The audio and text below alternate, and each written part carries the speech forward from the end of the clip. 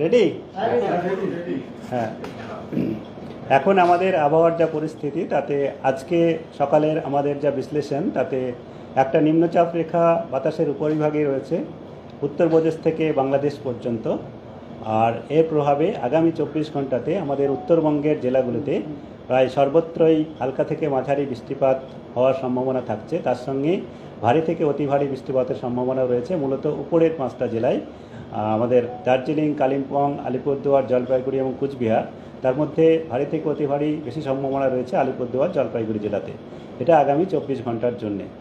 এবং তারপরেও আগামীকালও উত্তরবঙ্গে বৃষ্টিপাত থাকবে এবং 1-2 জায়গায় করে ভারী বৃষ্টিপাত এই 5টা জেলার মধ্যে হওয়ার সম্ভাবনা থাকছে। আর হালকা থেকে মাঝারি বৃষ্টিপাত সর্বত্রই হওয়ার সম্ভাবনা রয়েছে।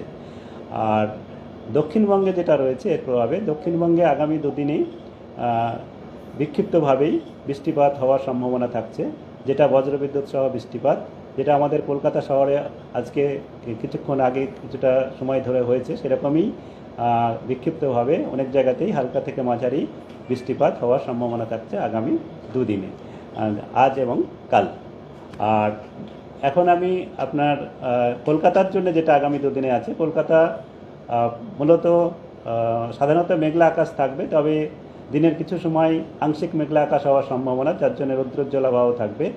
আর পরে যখন দুপুরের পরে কিছুটা সাধারণত মেঘলা আকাশ এবং বজ্রবিদ্যুৎ সহ বৃষ্টিপাতের সম্ভাবনাও থাকছে আগামী 2 দিনের মধ্যে চান্সেস আছে।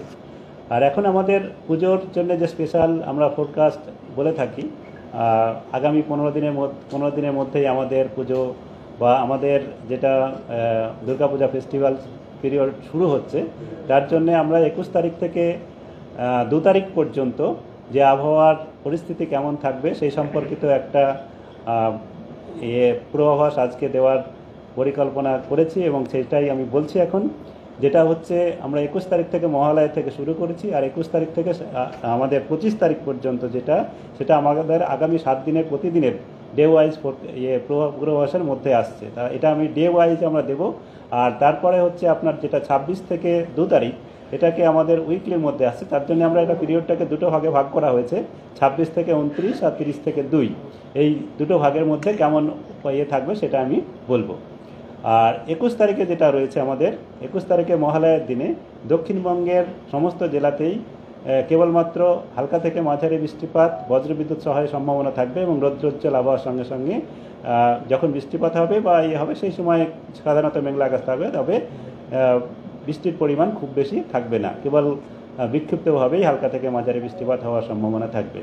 আর বজ্রবিদ্যুৎ সহ বৃষ্টিপাতের বেশি সম্ভাবনা যেসব জেলাতে রয়েছে সেগুলো হলো ঝাড়গ্রাম, পূর্ব পশ্চিম মেদিনীপুর, উত্তর দক্ষিণ 24 পরগনা এবং নদিয়া জেলাতে। আর 22 তারিখে একটু এলাকা ওয়াইজ মানে যেটা আমাদের বিস্তৃতি অনুসারে রেনফলটা বাড়তে পারে, বৃষ্টির পরিমাণটা বাড়তে পারে। তার কারণস্বরূপ হচ্ছে আমাদের এখন একটা উত্তর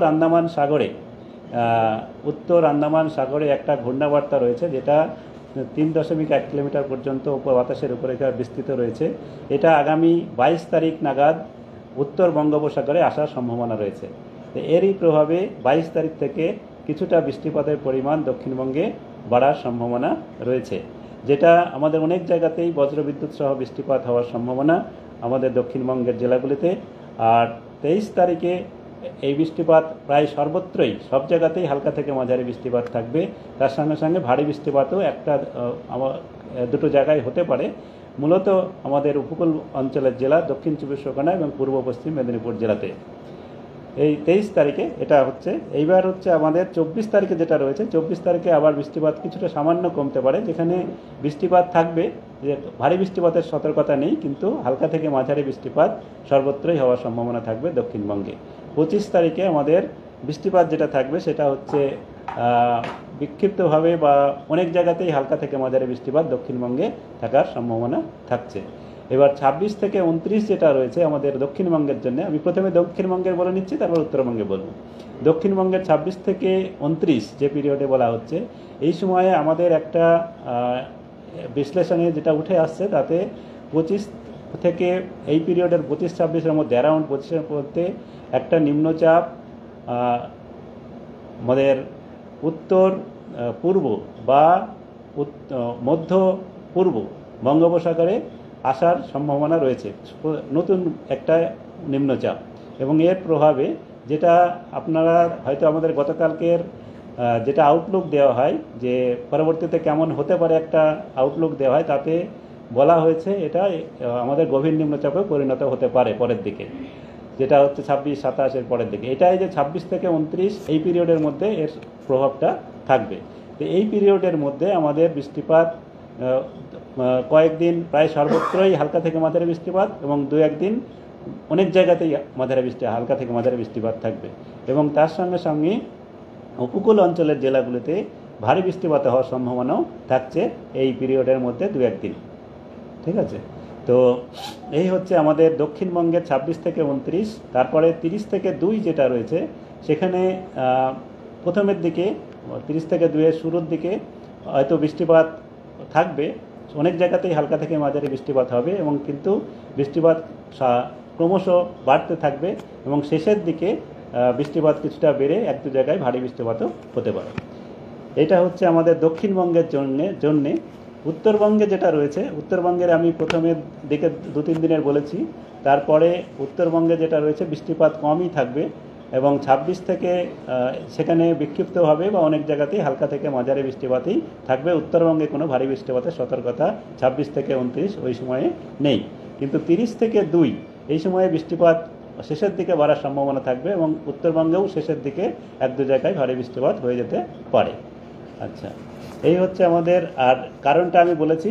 আর কলকাতা তার পার্শ্ববর্তী অঞ্চলের জন্য যেটা আমাদের বলা হয়েছে, তাতে 21 তারিখে আংশিক মেঘলা আকাশই থাকবে, এবং দুপুরের দিকে ক্রমশ সাধারণত মেঘলা আকাশ হতে পারে, আর তার সঙ্গে হালকা থেকে মাঝারি বৃষ্টিপাত বজ্রবিদ্যুৎ সহ যেটা আমাদের হয় ওটা 1-2 সেরকমই হওয়ার সম্ভাবনা কিছুটা রয়েছে। আর সর্বোচ্চ সর্বনিম্ন তাপমাত্রা 33 এবং 27-এর কাছাকাছি থাকার সম্ভাবনা থাকছে। এটা হচ্ছে মহালয়ার দিন। 22 তারিখে যেটা কলকাতা তার পার্শ্ববর্তী অঞ্চলের জন্য রয়েছে, সেটা হচ্ছে কিছুটা মেঘের পরিমাণ বাড়ার সম্ভাবনা থাকবে, তার জন্যে দিনে সাধারণত মেঘলা আকাশ থাকার সম্ভাবনাই থাকবে, আর 1-2 হালকা থেকে মাঝারি বৃষ্টিপাতের সম্ভাবনা থাকবে। 32 থেকে 32 আর 27 হচ্ছে সর্বোচ্চ এবং সর্বনিম্ন তাপমাত্রা বলা হয়েছে। আর 23 তারিখে যেটা হচ্ছে, সেটা আরেকটু বৃষ্টিপাতের পরিমাণ বাড়তে পারে। এখানে 1-2 স্পেল বা 2-3 স্পেলে বৃষ্টিপাত হালকা থেকে মাঝারি হতে পারে, এবং দিনের বেশিরভাগ সময়ই মেঘলা আকাশ থাকার সম্ভাবনা থাকবে, মানে সাধারণত মেঘলা আকাশ। আর তার কারণেই তাপমাত্রা, সর্বোচ্চ তাপমাত্রা বা দিনের তাপমাত্রাটা কিছুটা কমার সম্ভাবনা থাকবে, সেটা 31 এবং 23। এবার 24 তারিখেও একই রকম থাকবে, তবে বৃষ্টিপাত মেঘের পরে মেঘাচ্ছন্ন আকাশ থাকবে, কিন্তু বৃষ্টিপাত সামান্য একটু কমতে পারে, এখানে 1-2 হালকা থেকে মাঝারি বৃষ্টিপাত থাকবে। 25 তারিখেও একই রকম, 24-25 একই রকম থাকবে। এবার 26 থেকে 29-এর যেটা কলকাতাতে রয়েছে, 26 থেকে 29-এর এই সময়ে সাধারণত মেঘলা আকাশ থাকার সম্ভাবনাই থাকবে, আর সর্বোচ্চ তাপমাত্রার রেঞ্জটা থাকবে 29 থেকে 32, 1-2 দিন হয়তো 29 ডিগ্রি। কারণ হচ্ছে এর 26 থেকে 29-এর এর মধ্যে 1-2 দিন আপনার সারাদিন মেঘলা আকাশ এবং সারাদিন কয়েক পশলা বৃষ্টি হওয়ার সম্ভাবনাও থাকছে। তাতে 29 থেকে 32 সেজন্য যেদিন বৃষ্টিপাতের পরিমাণটা বেশ কয়েক পশলা হবে, তার সেই দিনকে 29 ডিগ্রির কাছাকাছি বা এরকম তাপমাত্রা থাকবে। বাকি 1-2 দিন যেদিন একটু কম বৃষ্টিপাত থাকবে সেদিন 32। এই 26 থেকে 29 এই পিরিয়ডেতে এরকম থাকার সম্ভাবনাই রয়েছে। 30 থেকে 2 এরকম এই পিরিয়ডেও একই রকম প্রায়, এখানেও সাধারণত মেঘলা আকাশ, এবং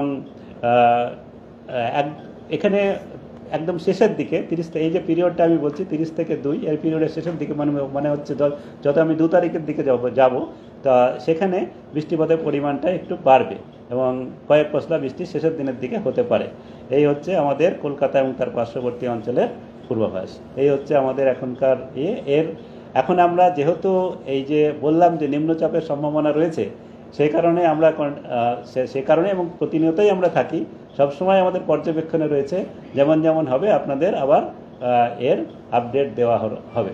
যেমন আমরা পুরো পুজোর সময়টাই বলছেন মেঘলা আকাশ, নিম্নচাপের সম্ভাবনা রয়েছে।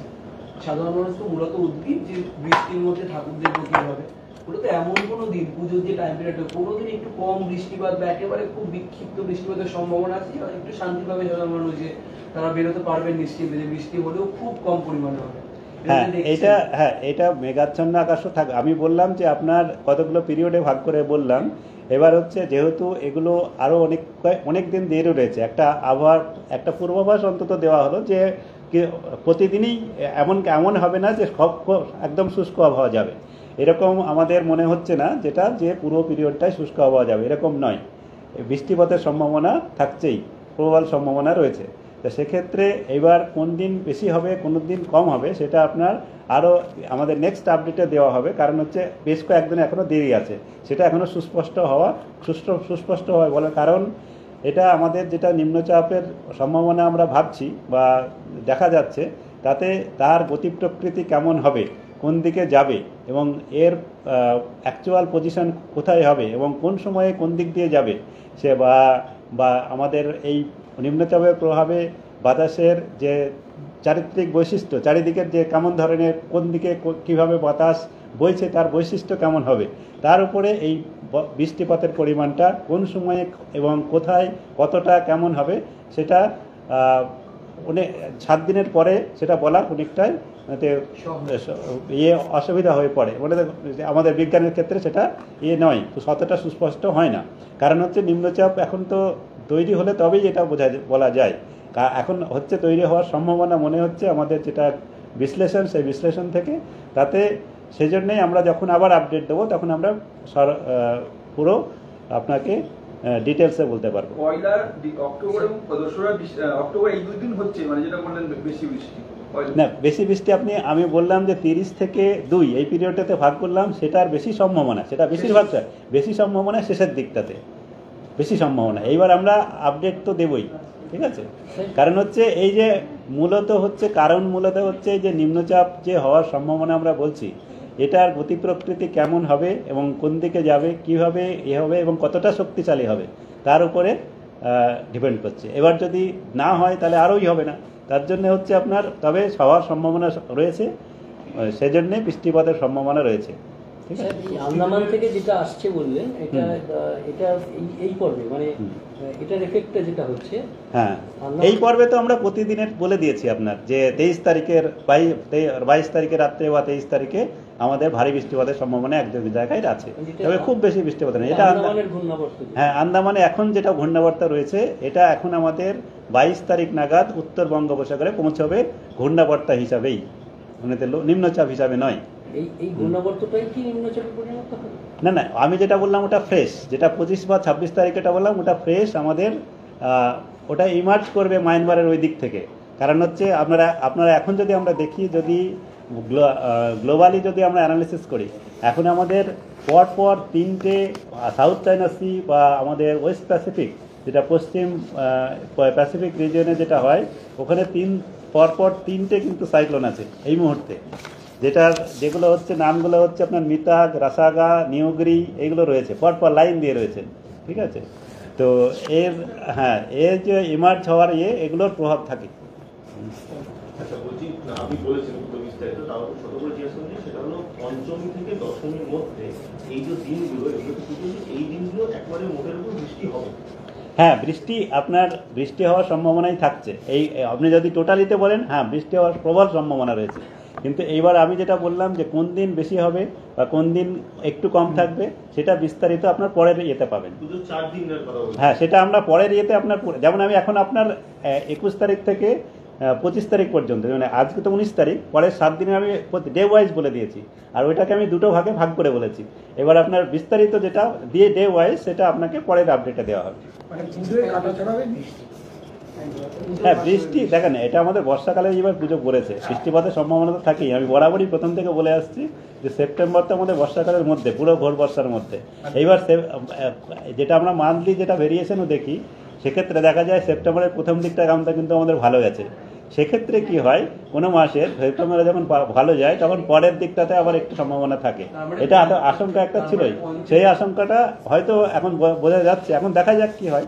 আমরা পঞ্চমী থেকে দশমী উত্তরবঙ্গ এবং দক্ষিণবঙ্গে বৃষ্টি হওয়ার প্রবল সম্ভাবনা থাকে। উত্তরবঙ্গের ক্ষেত্রে কম সম্ভাবনা। উত্তরবঙ্গে আপনার 26 থেকে 29 আমি বললাম যে বৃষ্টিপাতের এবং ইভেন আপ টু 30 তারিখ তখন বৃষ্টিপাতের সম্ভাবনা কম। তারপরে নয়। হ্যাঁ, উত্তরবঙ্গে কারণ হচ্ছে যদি নিম্নচাপ তৈরি হয় এবং দক্ষিণবঙ্গের প্রভাব বেশি হয়, তাহলে উত্তরবঙ্গের প্রভাব সাধারণতই কম থাকে। Thank you.